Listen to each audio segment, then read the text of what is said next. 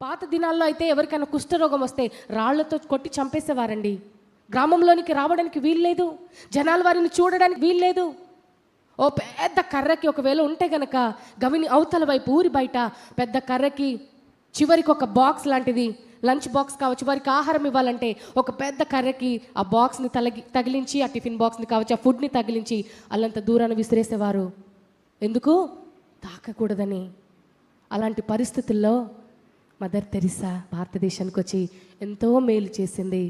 ఆమెకి గొప్ప అవార్డు కూడా ఇచ్చారు. హల్లెలూయా, హల్లెలూయా. ఇప్పుడు ఆ అవార్డుని బట్టి తను సంతోషించలేదు, కానీ ఒక్క ఆత్మనైనా రక్షించబడితే చాలనుకుంది.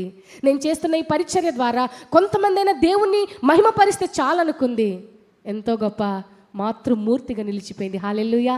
ఎందుకు ఇక్కడ ఈ మాట చెప్తున్నానంటే, ఇక్కడ మనం చూస్తూ ఉన్నాము ప్రియ దేవుని బిడ్డలారా, యెహోవాను స్తుతించాలి. ఎందుకు స్తుతించాలి? మనము దేవుని గొప్పతనాన్ని బట్టి, ఆయన మన మీద చూపిస్తున్న ప్రేమను బట్టి, నిన్ను నన్ను విలువ కలిగిన వారిగా ఆయన చూస్తూ ఉన్నాడు కాబట్టి మనం దేవుణ్ణి ఆరాధించాలి. ప్రతి వారం చెప్పిన నేను ఏదో ఒక కొత్త అంశాన్ని నేను చెప్తాను. దేవుని ఎందుకు ఆరాధించాలో. నా బ్రతుకు చాలదు, మన జీవితాలు సరిపోవు దేవుని గొప్పతనాన్ని పొగడడానికి. కాబట్టి ఉదయకాల సమయంలో మనందరం కలిసి, దేవా నన్ను ఎందుకు నడిపించుకున్నావు నీ సన్నిధికి అని అడగండి. దేవుడు నీతో మాట్లాడతాడు. ఇదిగో ఈ కార్యం నీ జీవితంలో చేశాను కాబట్టి నువ్వు నన్ను ఆరాధించయ్యా, నువ్వు నన్ను ఆరాధించడానికి ఇదిగో కారణాలు ఇవి అని ప్రభు నీతో మాట్లాడతాడు.